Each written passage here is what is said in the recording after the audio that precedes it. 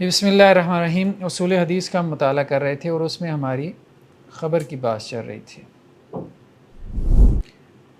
ख़बर की बात में हमने ये बात कही थी कि एक तो रावियों की तादाद के एतबार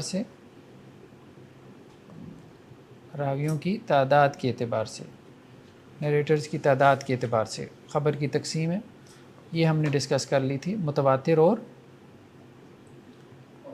आहाद।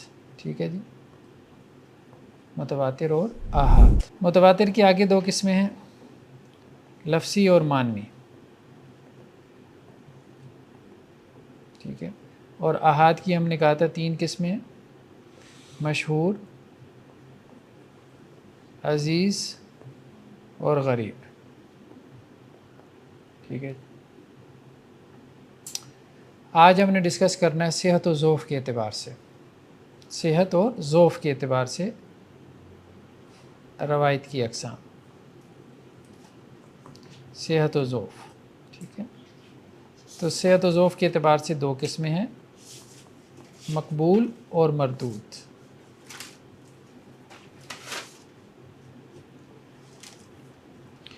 मकबूल की आगे जो है वो चार किस्में हैं। मकबूल मीन एक्सेप्टेड हदीस, ठीक है। मरदूद मीन रिजेक्टेड, ठीक है। कौन सी हदीस आप एक्सेप्ट करेंगे, यानी उससे आप शरिया ला डिराइव करेंगे, और कौन सी हदीस आप रिजेक्ट कर देंगे, यानी आप वहाँ से कोई शरिया रूलिंग नहीं ले सकते। ठीक है, हम ये जो आम तौर पे कहते हैं कि सही हदीस, नहीं सही नहीं, मकबूल हदीस। सही हदीस मकबूल हदीस की एक किस्म है।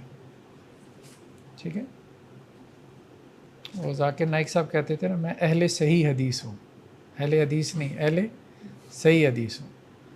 तो सिर्फ सही हदीस काफ़ी नहीं है, हसन हदीस भी वो होती है जो कि एक्सेप्टेड है। ठीक है, यानी दीन का जो नॉलेज है वो हम सिर्फ सही हदीस से नहीं लेते, बल्कि चार किस्म की रवायतों से हम ले सकते हैं। उसमें से एक सही, या इसको सही लिजाती ही कहते हैं, यानी सही की आगे दो किस्में हैं, सही लिजाती ही और सही लिगैरिही। ठीक है, और दूसरी है हसन। हसन की भी दो किस्में हैं, हसन लिजाती ही और हसन लिगैरिही। ठीक है,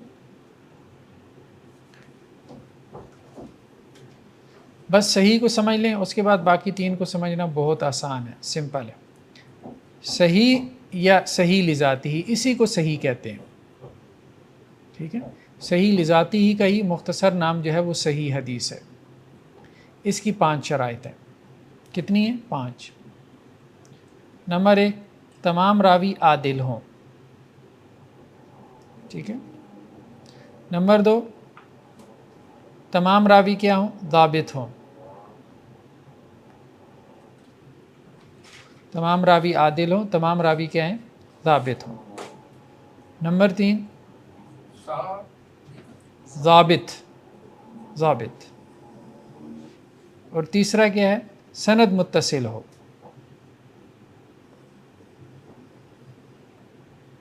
सनद मुत्तसिल हो। नंबर 4 क्या है? कि हदीस शाज़ ना हो। ठीक है। नंबर 5 क्या है? कि हदीस में कोई खुफिया इल्लत ना हो। ये 5 शराइत हैं हदीस सही की। ठीक है, अगर रावी आदिल हो प्लस साबित हो तो उसको कहते हैं सिका रावी। आपने पढ़ा होगा सिका रावी। ठीक है, रावी सिका है कि नहीं है। ठीक है, सिका रावी से मुराद ये होती है कि वो आदिल हो और ज़ाबित हो। आदिल से क्या मुराद है? आदिल से मुराद ये है उसका करैक्टर, यानी उसका करैक्टर साउंड हो। करैक्टर साउंड होने से मुराद ये है कि गुनाह कबीरा का इर्तिकाब ना करता हो, मेजर सिंस कमिट ना करता हो। ठीक है, या गुनाह सगीरा के ऊपर, माइनर सिंस के ऊपर इंसिस्ट ना करता हो, इसरार ना करता हो। ठीक है, कॉन्टीन्यूसली उनमें मुब्तला ना हो। تو ضبط سے مراد کیا ہے؟ ضبط بیسیکلی دو قسم پر ہے.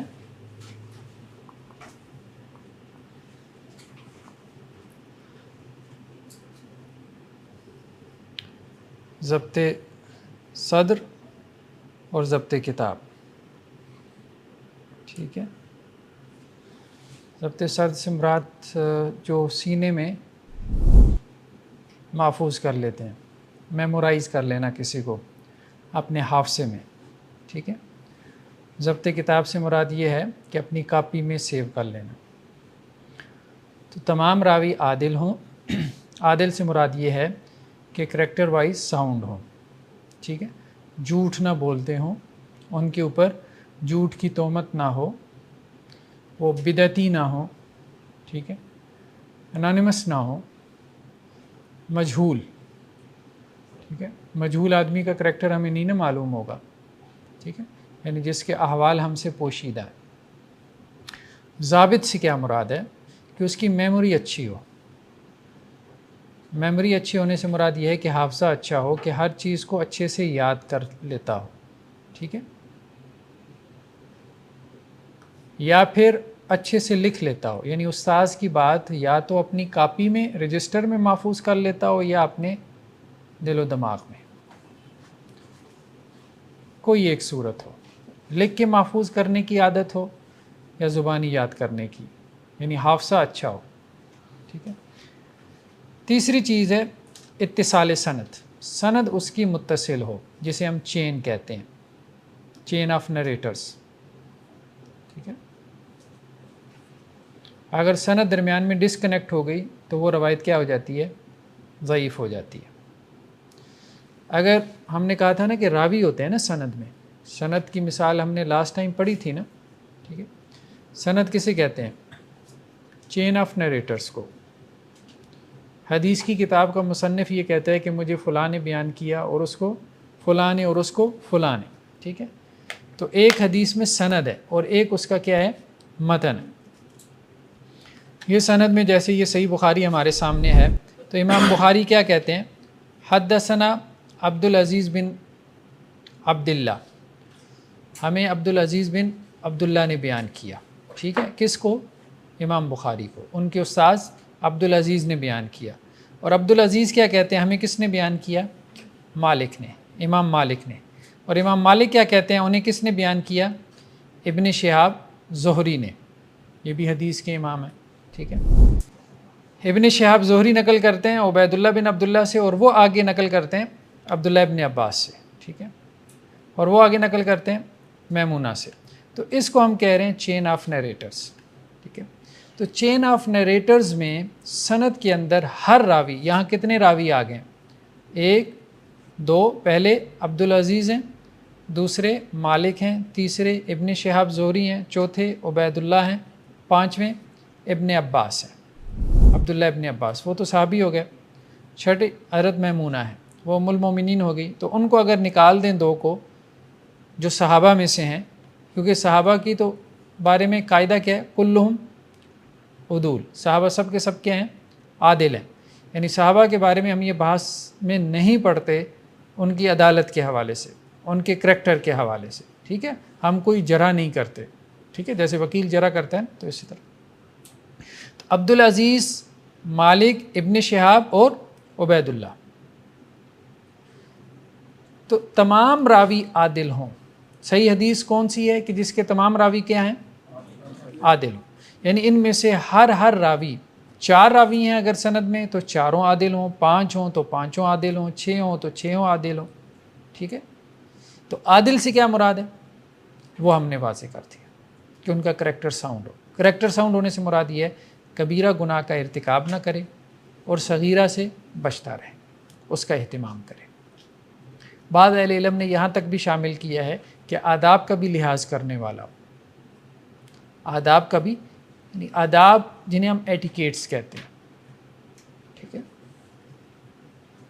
تو بہت سی چیزیں جو ہے وہ فرائض میں یا محرمات میں شامل نہیں ہوتی، آداب میں آ جاتی ہیں.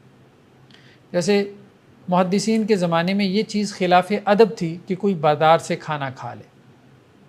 ٹھیک ہے. تو اب یہ خلاف ادب تھی. تو ایسے آدمی سے روایت نہیں لی جاتی تھی. تو کریکٹر سے مراد ان کا مطلب ایک خاص لیول تھا کریکٹر کا، اس میں دینی اخلاقیات بھی شامل تھے اور اس میں ان کے معاشرے کے جو اخلاقیات تھے، معاشرتی اخلاقیات، وہ بھی شامل تھے. تو عدالت واضح ہو گئی. عدالت سے کیا مراد ہے؟ جی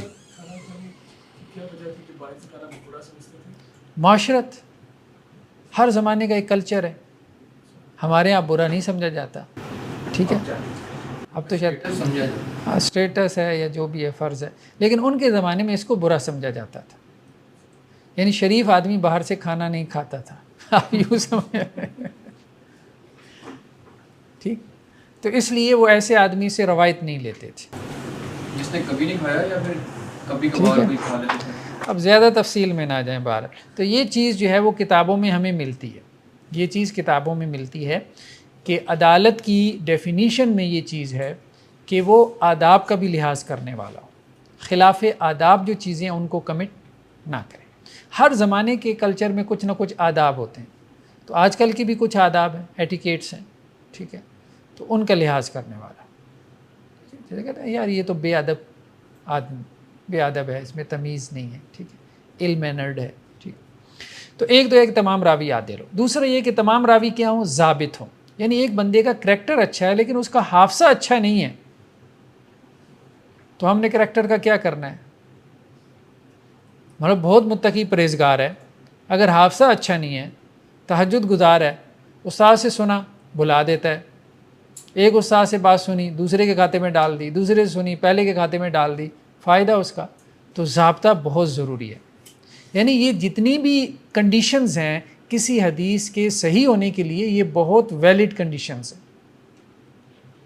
لیکن اگر کسی کا کریکٹر ساؤنڈ نہیں ہے تو ظاہری بات ہے آپ جھوٹ بول سکتا ہے، وہ جھوٹ بول سکتا ہے، تو پھر آپ اس کی حدیث کا کیا اعتبار کریں گے؟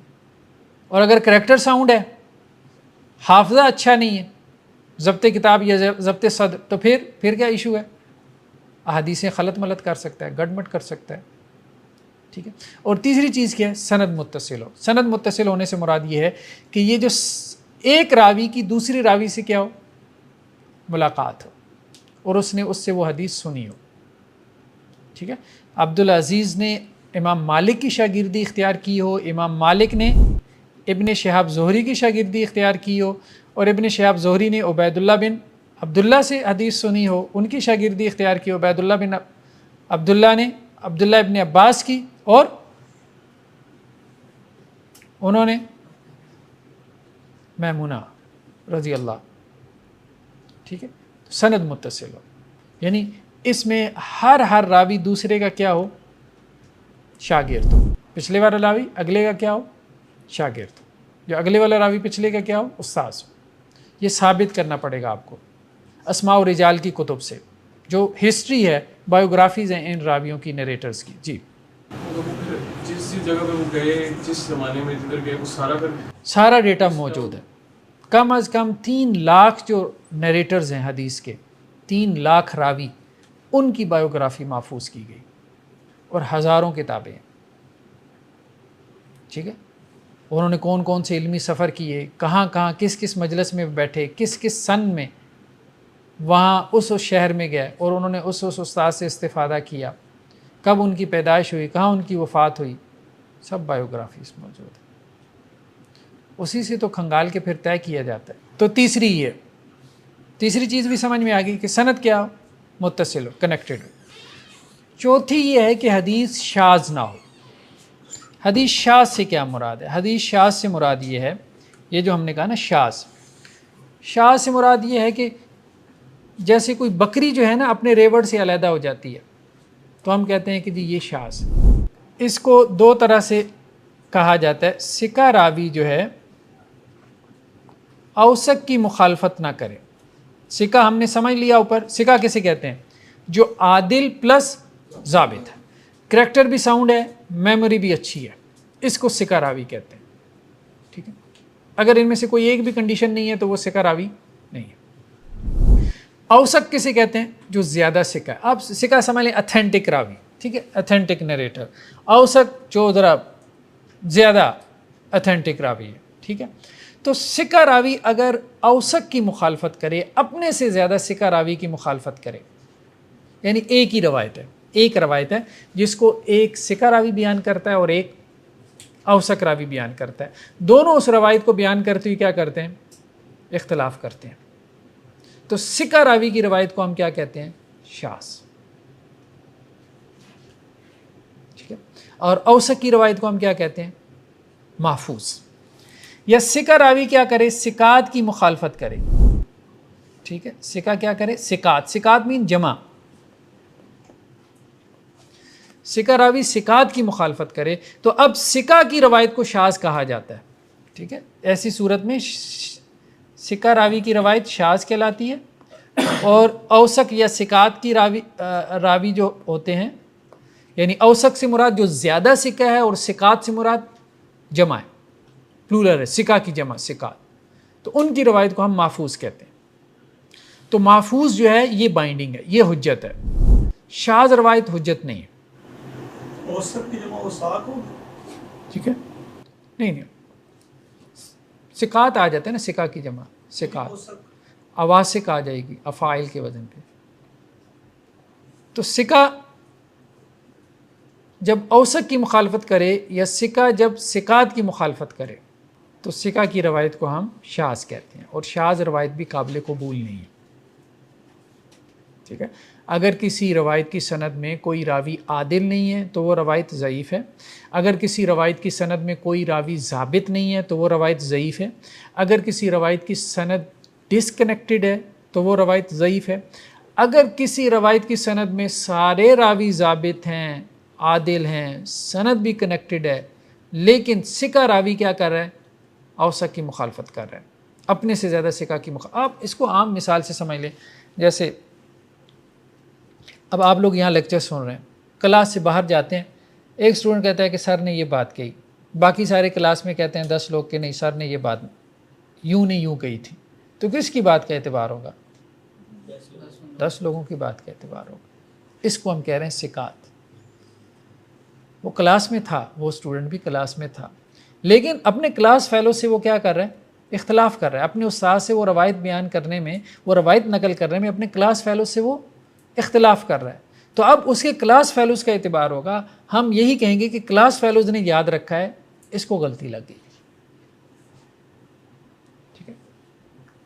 اور بعض اوقات یہ ہے کہ 2 اسٹوڈنٹ تھے کلاس میں، اب دونوں میں سے ایک کہہ رہا ہے، دونوں ہی ٹھیک ہے، اتھینٹک ہے، سکہ راوی ہیں، لیکن دونوں میں سے ایک کہہ رہا ہے سر نے یہ کہا، دوسرا کہہ رہا ہے کہ نہیں سر نے یہ کہا، تو اب آپ کو ترجیح تو قائم کرنی ہے، پریفر تو کرنا ہے، تو کس کی بات کو پریفر کریں گے؟ جو آپ کے نزدیک زیادہ سکہ ہوگا، زیادہ اتھینٹک ہوگا، یا ہم اپنی زبان میں جو زیادہ لائق ہے، ٹھیک ہے۔ استاد محترم ایک شخص ہے جو کبھی کبھار اس محدث سے ملا ہے اور ایک اس کا مستقل اسٹوڈنٹ ہے، اس طرح بھی نہیں، اس چیز کا اعتبار نہیں ہوتا، ہاں، ثقافت کا تعلق اس کی عدالت سے اور اس کے ضبط سے، ٹھیک ہے۔ اب اس کی مثال ہم مثال کے طور پہ دیکھیں، جیسے یہی روایت ہے، صحیح بخاری میں یہ روایت کیا ہے؟ حضرت عبداللہ ابن عباس سے ہے، ٹھیک ہے، عبید اللہ جو ہے یہ نقل کر رہے ہیں عبداللہ ابن عباس سے، اور وہ حضرت میمونہ سے نقل کر رہے ہیں کہ آپ صلی اللہ علیہ وسلم سے سوال کیا گیا چوہے کے بارے میں، اگر وہ گھی میں گر جائے تو اللہ کے رسول نے کیا کہا؟ القوہا، وہ اس چوہیا کو کیا کرو؟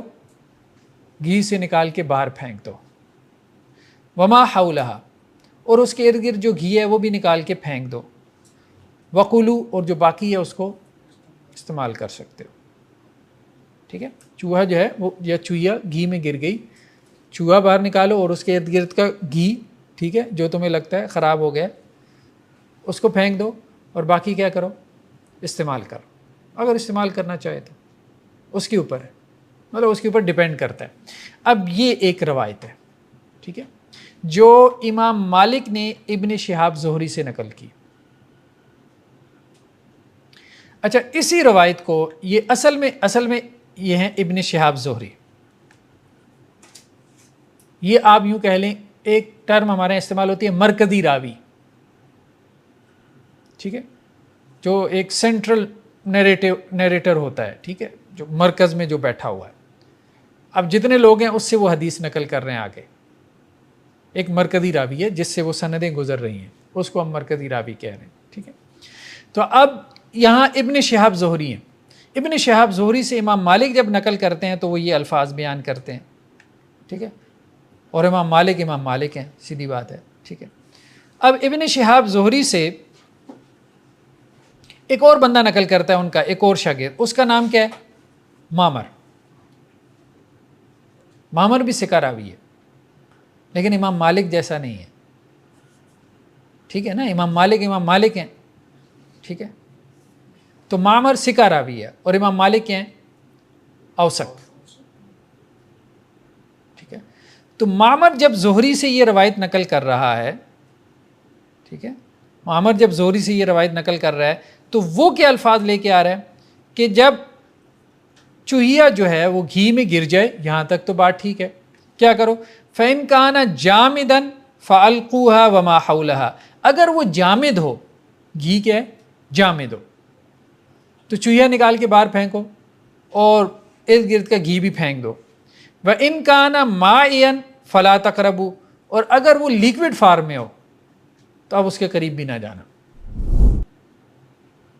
اب ابن شہاب زہری کی دو شاگرد ہیں، ایک امام مالک ہیں، ٹھیک ہے، اور ایک معمر ہے۔ معمر اور طرح سے روایت بیان کر رہا ہے اپنے استاد سے، اور امام مالک اور طرح سے بیان کر رہے ہیں، دونوں کنٹراڈکٹ کر رہے ہیں۔ سبجیکٹ ایک ہی ہے، سبجیکٹ تو سمجھ رہے ہیں نا، ایک ہی ہے نا، ایک ہی بات ہے، ظاہری بات ہے اللہ کے رسول نے یا اس طرح سے کہا یا اس طرح سے کہا۔ اوپر سے بھی راوی استاد محترم مختلف ہیں۔ ہاں، اس کی طرف آ رہے ہیں ہم، ابھی اس طرف نہ جائیں۔ وہ شیوز کی پھر دو قسمیں ہوتی ہیں، ایک تو سندن شاذ ہو، ایک متن کے اعتبار سے شاذ ہو۔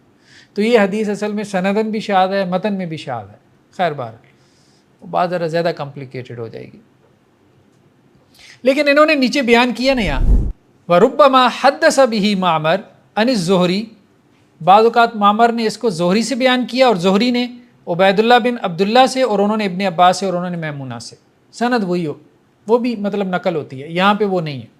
تو ابھی آپ سند کی مثال کی طرف ابھی نہ جائیں، ٹھیک ہے، سند کی مثال کو ابھی ذرا تھوڑا سا نظر انداز کر دیں، صرف متن کو فوکس کریں کہ دونوں کا ٹیکسٹ ڈیفرنٹ ہے۔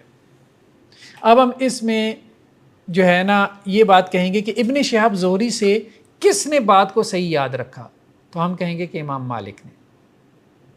روایت بس اتنی ہی ہے جتنی امام مالک نے بیان کی، باقی جو چیز ہے نا وہ معمر کی رائے لگتی ہے، ٹھیک ہے۔ ہو سکتا ہے اس کو حدیث سے یہ بات سمجھ میں آئی ہو، اور بعض اوقات ہوتا ہے نا اسٹوڈنٹ ذرا زیادہ جو ہے وہ، بعض اسٹوڈنٹس تو کوشش کرتے ہیں کہ استاذ کا جو لفظ ہے نا وہ محفوظ کریں، اور بعض کوشش کرتے ہیں کہ یار جو سمجھ میں آ رہی ہے نا اس کو محفوظ کر لیں۔ تو معمر نے بیسیکلی کوشش یہ کی ہوگی کہ اس نے اس روایت کا فہم آگے نقل کر دیا، کیونکہ دیکھیں نا یہ روایت اگر آپ دیکھیں تو اس میں کیا ہے، روایت میں یہ ہے کہ بھائی چوہیا کو باہر نکال پھینکو اور جو ارد گرد کا گھی ہے وہ بھی نکال پھینکو، ٹھیک ہے، اور اس کو کیا کرو، باقی کو کھا لو۔ تو اب اس نے کہا کہ یہ جامد گھی کی بات ہو رہی ہے، مایا کی نہیں ہو رہی، تو اس نے وہ چیز اپنی طرف سے ڈال دی ہوگی، یہ ایک پاسبلٹی ہے۔ لیکن ایک راوی ثقہ راوی ہے، وہ اپنی طرف سے چیزیں ڈال رہا ہے اس کے اندر، تو پھر وہ ثقہ راوی اس میں مطلب وہ نہیں آتا، یا تو بیان کرے یہ میری رائے ہے، یا وہ حدیث کو اپنی رائے بنا کے بیان کر رہا ہے، اور راوی بھی ثقہ ہے۔ یہ کہہ رہے ہیں کہ جی ایک ثقہ راوی ہے، ایک طرف آپ کہہ رہے ہیں ثقہ راوی ہے، دوسری طرف جو ہے وہ یہ حرکتیں کیے جا رہے ہیں۔ دیکھیں بات یہ ہے، اب جیسے اب یہاں کلاس لگی ہے، ٹھیک ہے، آپ باہر نکلیں کلاس سے اور آپ سے کوئی پوچھے حافظ زبیر صاحب نے کیا پڑھایا، آپ بعین ہی میرے الفاظ نقل نہیں کر پائیں گے، الا یہ کہ آپ نے لکھ لیے ہوں، ٹھیک ہے، بہت سے اسٹوڈنٹس لکھ لیتے تھے اس وقت بھی، لیکن بعض لکھنے کا اہتمام نہیں کرتے تھے، حافظے پہ اکتفا کر لیتے تھے۔ اب جو حافظے پہ اکتفا کر لیتے تھے، اب وہ باہر جا کے جب بتائے گا تو وہ بدنیتی سے نہیں بتائے گا، انسان کی کیپیسٹی نہیں ہے، ٹھیک ہے۔ ہم یہ کہہ رہے ہیں کہ کریکٹر وائز وہ ساؤنڈ ہے، تو جو بندہ کریکٹر وائز ساؤنڈ ہے تو وہ بھی ہیومن ایرر کی گنجائش موجود ہے، ٹھیک ہے۔ تو جو کچھ اس سے ہو رہا ہے وہ بشری خطا کے تقاضے کے تحت ہو رہا ہے، کہ انسان خطا کا پتلا ہے، اس کے تحت ہو رہا ہے، وہ جانتے بوجھتے نہیں کر رہا۔ انٹینشنلی نہیں کر رہا. اگر وہ انٹینشنلی ایسا کرے تو پھر وہ ثقہ راوی نہیں ہے. ثقہ راوی سے بھی غلطی ہوتی ہے. اگر وہ راوی غلطی نہ کرے تو ہم تو اس کو معصوم مان کے بیٹھے ہوئے ہیں. اب وہ جو حدیثوں کے اوپر اعتراض کرتے ہیں ان کی سب سے بڑی دلیل تو یہی ہے بخاری مسلم کے راوی کیا معصوم ہیں؟ نہیں، معصوم نہیں ہے، سیدھی سی بات ہے، نہیں ہے. تو ان سے غلطیاں نہیں ہوتی؟ ہوتی ہیں بھائی، کیوں نہیں ہوتی؟ ٹھیک ہے، جب ہم نے انسان مان لیا تو ان سے غلطی ہوتی ہے. تو سر حدیث میں یہ نہیں ہوتا پھر کہ اگر ایک ثقہ راوی نے بیان کرتے ہوئے کچھ اور بیان کر دیا ہے اور ایک اوثق راوی نے دوسرا بیان کیا تھا، اب نیکسٹ ٹائم جو یہ ثقہ راوی کوئی حدیث بیان کر رہا ہوگا تب کہیں گے یار اس نے تو پہلے بھی اضافہ کر دیا تھا یا کمی کر دی تھی، اب یہاں پر اس نے کیا کیا ہے؟ ہر دفعہ ایسا نہیں ہوتا. اب ایک ثقہ راوی جیسے معمر نے جو ہے بہت دفعہ اپنے کلاس فیلوز کے ساتھ موافقت اختیار کی ہے.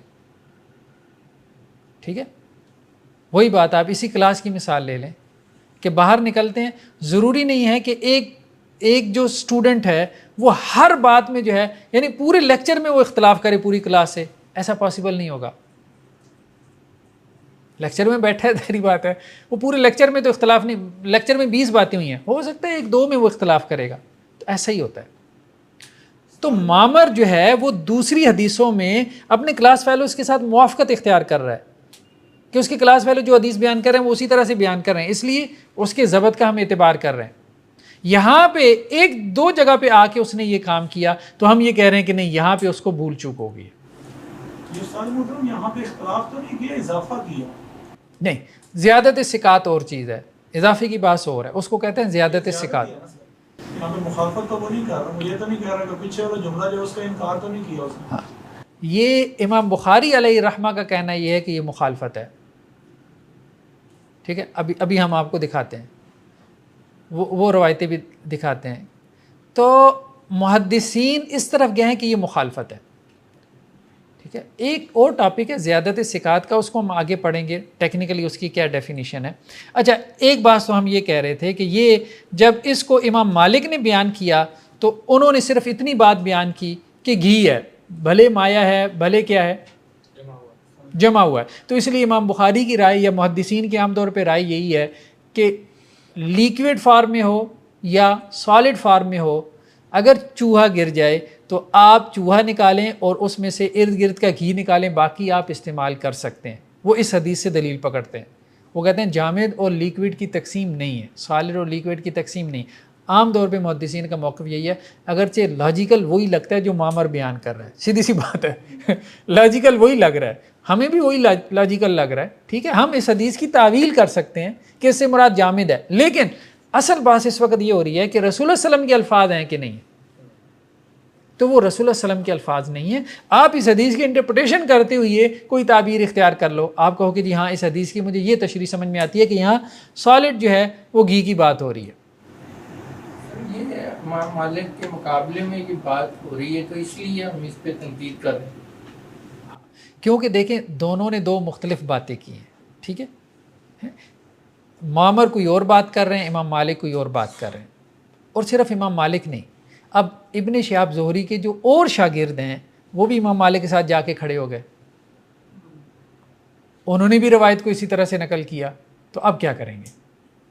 تو اب ہم کہیں گے کہ نہیں، یہ بات جو ہے اس طرح سے نہیں ہے. جیسے اب آپ دیکھیں یہاں پہ حدثنا یہ صحیح بخاری کی روایت ہے، حدثنا حمیدی امام بخاری کے استاد ہیں.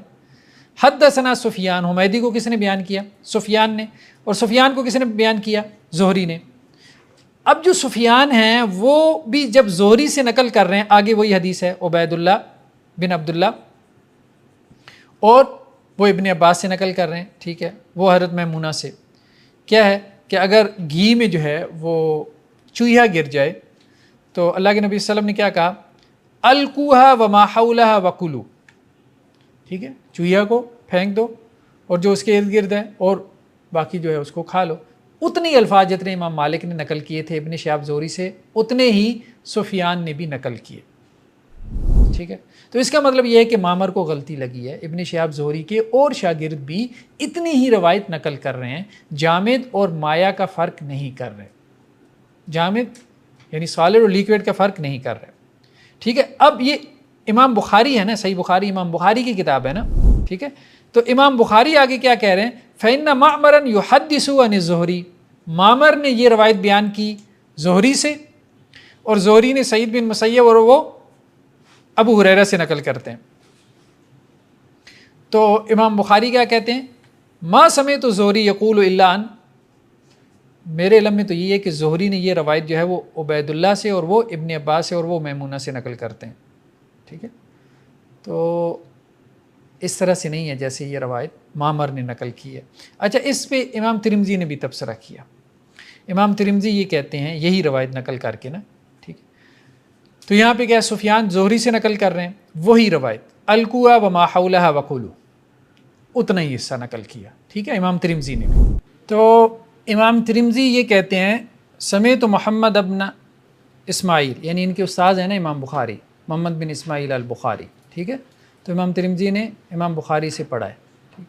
تو امام ترمذی کہتے ہیں کہ میں نے اپنے استاذ امام بخاری سے سنا ہے، وہ یہ کہتے ہیں کہ معمر کی جو روایت ہے زہری سے، اور وہ سعید بن مسیب اور وہ ابو ہریرہ سے، اور اس میں وہی آگے جو بات آ رہی ہے کہ جامد ہو تو اس کو پھینک دو، اور اگر مایا ہو تو اس کے قریب نہ جاؤ.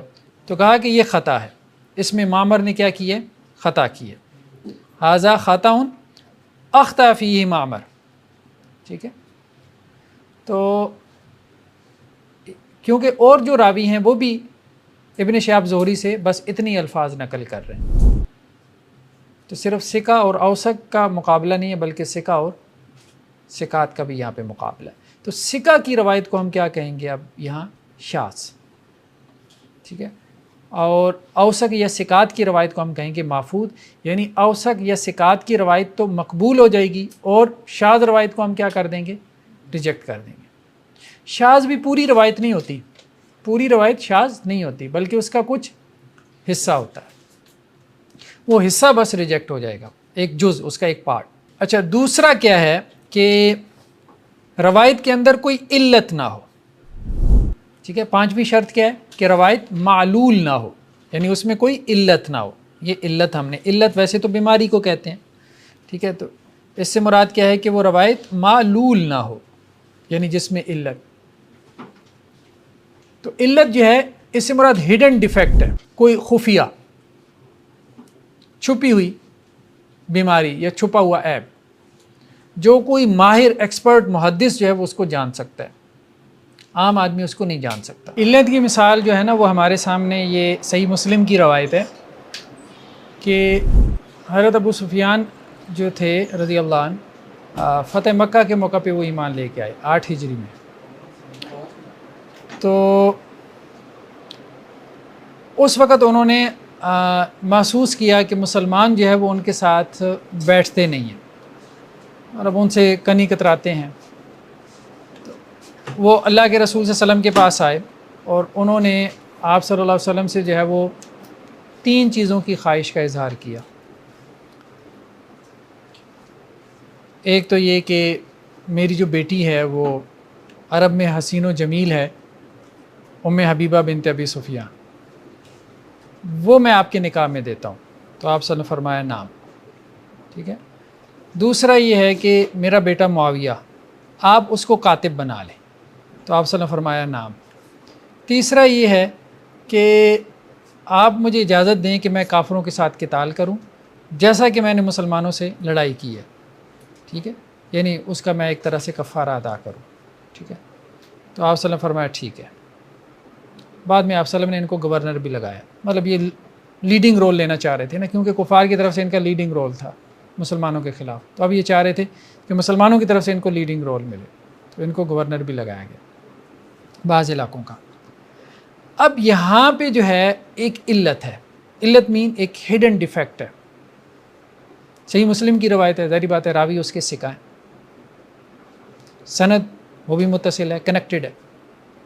مسئلہ یہ ہے کہ یہ جو راوی جو ہے نا، یہ جیسے یہاں پہ ابو زمیل راوی ہے، یہ کہتا ہے کہ مجھے ابن عباس نے بیان کیا. ٹھیک ہے. اچھا، راوی جو ہے نا ان کی اپنی ایک پولیٹیکل انکلینیشن ہوتی تھی، اس راوی کی بھی ہے. اب اس نے آگے تبصرہ کر دیا اپنی طرف سے، قال ابو زمیل. اب انجینئر صاحب اس طرح کے راویوں کے تبصرے بڑے اٹھا لیتے ہیں اور اس کو حدیث بنا کے پیش کرتے ہیں. بال تابعین میں سے ہے ابو زمیل. عبداللہ ابن عباس سے اس نے سیکھا ہے. اس نے کہا کہ جی آپ صلی اللہ علیہ وسلم کا معاملہ یہ تھا کہ جب بھی آپ سے کوئی مطالبہ کیا جاتا نا تو آپ اس کو نہ نہیں کرتے تھے. مطلب راوی نے یہ تاثر دیا کہ یہ تینوں جو باتیں ہوئی ہیں یہ میرٹ پہ نہیں ہوئی.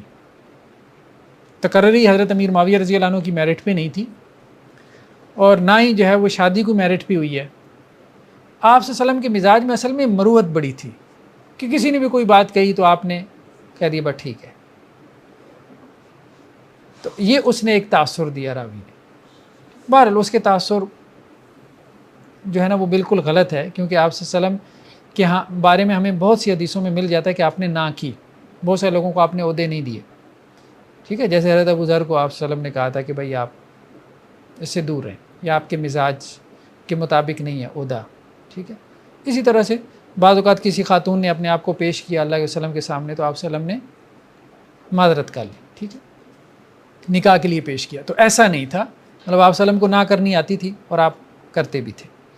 اچھا یہاں مسئلہ کیا ہے؟ مسئلہ یہ ہے کہ یہ راوی یہ کہہ رہا ہے کہ حضرت ابو سفیان کہہ رہے ہیں، فتح مکہ کے بعد کی بات ہے، وہ مسلمان ہی فتح مکہ پہ ہوئی ہے، کہ آپ میری بیٹی ام حبیبہ سے نکاح کر لیں، بلکہ میں آپ کے نکاح میں دیتا ہوں. حالانکہ ام حبیبہ سے آپ صلی اللہ علیہ وسلم کا نکاح اس سے پہلے ہو چکا تھا، ٹھیک ہے. یہ اس سے پہلے ایمان لا چکی تھی، حبشہ کی طرف انہوں نے ہجرت بھی کی تھی. ان کے جو شور تھے وہ نصرانی ہو گئے تھے، عیسائی ہو گئے تھے. تقریباً سب سیرت نگاروں نے اسی طرح سے لکھا ہے. تو پھر اللہ کے رسول صلی اللہ علیہ وسلم کے ساتھ ان کا نکاح طے ہوا تھا، اور جو حق مہر تھا وہ نجاشی نے ادا کیا تھا. اور پھر سیرت کی کتابوں میں وہ واقعہ بڑا معروف ہے کہ حضرت ابو سفیان جب آئے تھے قحط سالی میں تعاون حاصل کرنے کے لیے مدینہ میں، تو حضرت ام حبیبہ کے گھر آئے تھے، چونکہ یہ ان کی بیٹی تھی. تو انہوں نے بستر کے اوپر بیٹھنے سے منع کر دیا تھا کہ یہ رسول اللہ صلی اللہ علیہ وسلم کا بستر. تو گویا کہ حضرت ام حبیبہ جو ہے، جو حضرت ابو سفیان کی بیٹی تھی رضی اللہ عنہما، وہ اس سے پہلے رسول اللہ صلی اللہ علیہ وسلم کے نکاح میں موجود تھی. اور راوی یہ بات کہہ رہا ہے کہ حضرت ابو سفیان یہ کہہ رہے ہیں کہ میں اپنی بیٹی ام حبیبہ آپ کے نکاح میں دے، یعنی فتح مکہ کے بعد. حالانکہ یہ نکاح تو اس سے پہلے کا ہے. اس کو کہتے ہیں ہڈن ڈیفیکٹ. اب عام آدمی اس کو نہیں سمجھ سکتا، ایکسپرٹ اس کو سمجھ سکتا ہے، ٹھیک ہے. اب لوگوں نے اس کی تعویل کرنا شروع کی. کچھ لوگوں نے یہ تعویل کر دی کہ جی اصل میں حضرت ابو سفیان نے یہ کہا کہ جی پہلے جو ہے نا ولی کے بغیر نکاح ہوا تھا تو چونکہ میں ولی ہوں، ٹھیک ہے، تو اب دوبارہ جو ہے نا وہ میں آپ کے نکاح میں دیتا ہوں. بالکل ایک بیکار سی بات ہے اللہ کے رسول صلی اللہ علیہ وسلم کے حوالے سے ایسی بات پیدا کرنا، ٹھیک ہے، بالکل بیکار سی بات، ٹھیک ہے. اچھا دوسری تعویل لوگوں نے یہ کی کہ یہ جو ہے نا اصل میں ام حبیبہ کی بہن تھی. اچھا یہ ایک مناسب تعویل ہو سکتی تھی. اس کی وجہ یہ ہے کہ ام حبیبہ کی ایک بہن تھی جن کا نام تھا رملہ بنت ابی سفیان. بعض روایتوں میں یہ بھی ملتا ہے، سیرت کی روایتوں میں، کہ حضرت ام حبیبہ نے یہ کہا تھا کہ میں یہ چاہتی ہوں کہ میری بہن بھی آپ کے نکاح میں آئے. تو آپ صلی اللہ علیہ وسلم فرمایا کہ نہیں، اسلام کے اندر دو بہنوں کو ایک نکاح میں جمع کرنا حرام کر دیا گیا. اسی خواہش کا اظہار بعض لوگوں نے یہ تعویل کی کہ حضرت ابو سفیان نے اسی خواہش کا اظہار جو ہے وہ فتح مکہ کے موقع پہ کیا، اور انہوں نے کہا کہ جی آپ میری دوسری بیٹی بھی لے لیں. اب سوال یہ پیدا ہوا کہ دوسری بیٹی کا نام تو رملہ تھا، تو یہاں کیا نام آ رہا ہے؟ ام حبیبہ. تو انہوں نے اس کی تعویل یہ کر لی کہ جی ان کی کنیت ام حبیبہ تھی، ان کی بھی کنیت کیا تھی؟ ام حبیبہ تھی. چلیں مان لیا، ٹھیک ہے، ان کی کنیت بھی ام حبیبہ تھی. پھر آگے جو اللہ کے رسول صلی اللہ علیہ وسلم کہہ رہے ہیں نعم، وہ کہہ رہے ہیں میں آپ کے نکاح میں دیتا ہوں. آپ صلی اللہ علیہ وسلم کیا کہہ رہے ہیں نعم. تو یہ بنتا ہے؟ نہیں بنتا نہیں بنتا. تو اس لیے جو بھی تعویلات کی گئی ہیں وہ تعویلات درست نہیں ہیں، ٹھیک ہے. مطلب کچھ لوگوں نے تو کہا نا کہ جی وہی بخاری مسلم کے جو راوی ہیں، اب وہی بات ہے کہ جی کیا معصوم ہے، غلطی نہیں ہو سکتی؟ نہیں ہو سکتی ہے، سیدھی سی بات ہے، ان سے غلطی ہو سکتی ہے، ان کو وہم ہو سکتا ہے. تو راوی کو یہاں پہ وہم ہو گیا، ٹھیک ہے، یہاں پہ اس کو وہم ہوا ہے حضرت ام حبیبہ کے بارے میں. باقی دو باتیں ٹھیک ہیں، وہ اسی موقع کی ہیں. تیسری بات کے حوالے سے اس کو وہم ہو گیا. ٹھیک ہے, یہی بات شارحین نے ذکر کی. اچھا کچھ تو علماء اس طرف نکل گیا نا, ابن حزم وغیرہ, ابن حزم کے مزاج میں ذرا جلد بازی ہے. انہوں نے کہا جی یہ روایتی موضوع ہے, فیبریکیٹڈ ہے, من گھڑت ہے, اسی کو بنیاد بنا کے. نہیں, یہ نہیں کہنا. صحیحین کی روایات کو ہم یہ نہیں کہہ سکتے کہ وہ موضوع فیبریکیٹڈ ہیں, من گھڑت ہیں. صحیحین سے مراد صحیح بخاری, صحیح مسلم. ہاں ہم یہ کہہ سکتے ہیں کہ اس کے اندر جیسے ابن تیمیہ علیہ الرحمہ کی جو تعبیر ہے نا وہ محتاط ہے کہ کلمات یسیرہ, کچھ تھوڑے سے کلمات ہمیں مل جاتے ہیں, ٹھیک ہے, صحیحین میں بھی, کہ جن میں راویوں کو وہم ہو گیا, لیکن وہ متعین ہے. امام ابن تیمیہ علیہ الرحمہ نے کہا کہ وہ 20 کے قریب ہیں. جی ہاں, جیسے یہاں پہ یہ جو الفاظ ہیں نا کہ ام حبیبہ جو ہے ان کو حضرت ابو سفیان نے جو ہے وہ آپ صلی اللہ علیہ وسلم کے نکاح میں دیا فتح مکہ کے بعد. اب اس میں راوی کو وہم ہوا ہے, سیدھی سی بات ہے, وہ تو پہلے سے ہی نکاح میں موجود تھی, تو دوبارہ کیسے نکاح میں دے دیا. یہ یہاں پہ یہ بات جو ہے وہ بیان کر رہے ہیں, یہی بات کہ حضرت ابو سفیان جب معاہدہ حدیبیہ کی تجدید کے لیے مدینہ آئے تو اپنی بیٹی ام المومنین ام حبیبہ کے گھر بھی گئے. انہوں نے اپنے والد کو رسول اللہ علیہ وسلم کے بستر پر نہ بیٹھنے دیا. اس حدیث کے راوی اکرمہ بن عمار, ہاں اکرمہ کا نام آ گیا, ٹھیک ہے. اکرمہ جو ہے یہ وہم کا شکار ہو گئے. امام بخاری نے ان سے کوئی روایت نہیں لی, ٹھیک ہے. اکرمہ سے امام بخاری نے روایت نہیں لی, یعنی ان کے کرائٹیریا پہ یہ پورے نہیں اتر رہے تھے کیونکہ یہ وہم کا شکار ہو جاتے, ٹھیک ہے. یحییٰ بن معین نے کیا کیا, اس کو سکا کہا ہے, ٹھیک ہے. امام مسلم نے ان سے روایت لے لی, لیکن اکثر ائمہ جو ہے اس کی توثیق نہیں کرتے. امام احمد بن حنبل رحمہ اللہ علیہ کا کہنا بھی یہ ہے کہ ایاس بن سلمہ کو چھوڑ کے باقی تمام اساتذہ سے اکرمہ کی روایت میں اضطراب پایا جاتا ہے, ٹھیک ہے. ابو حاتم رازی کا بھی کہنا یہ ہے کہ صدوق تو تھے لیکن وہم کا شکار ہو جاتے تھے. تو اس روایت میں اکرمہ جو ہے وہ وہم کا شکار ہوئے, تو کچھ راویوں کو وہم لگ جاتا تھا, تو اس کو ہم کہتے ہیں علت. اور امام ابن تیمیہ علیہ الرحمہ نے کہا کہ وہ کوئی تقریباً 20 کے قریب مقامات ہیں, ٹھیک, صحیحین کے, کہ جن میں راویوں کو وہم ہوا ہے یا ان کو کوئی غلطی لگی ہے. وہ پوری روایت ضعیف نہیں ہوتی, لیکن وہ چھوٹا سا جو جز ہے, جو حصہ ہے, اس کو آپ کہہ سکتے ہیں کہ جی یہ قابل قبول نہیں ہے, ایکسیپٹیڈ نہیں, معلول ہے. مخالفت میں جو حدیث ہے ایک کہ نبی علیہ السلام نے فرمایا جب کوئی بندہ سفارش کرتا ہے اور اگر اس کو میں مان لیتا ہوں تو وہ اللہ کی طرف سے ہوتی ہے, جی یہ صحیح حدیث ہے؟ یہ میرے علم میں نہیں, دیکھنا پڑے گا. ٹھیک ہے جی, آج کے لیے اتنا ہی کافی ہے. لائٹ نے ہمیں آج بہت تنگ کیا, تو ذہن بھی بہت ڈسٹرب رہا. چلیں بہرحال, سبحانک اللہم و بحمدک نشہد ان لا الہ الا انت نستغفرک و نتوب الیک.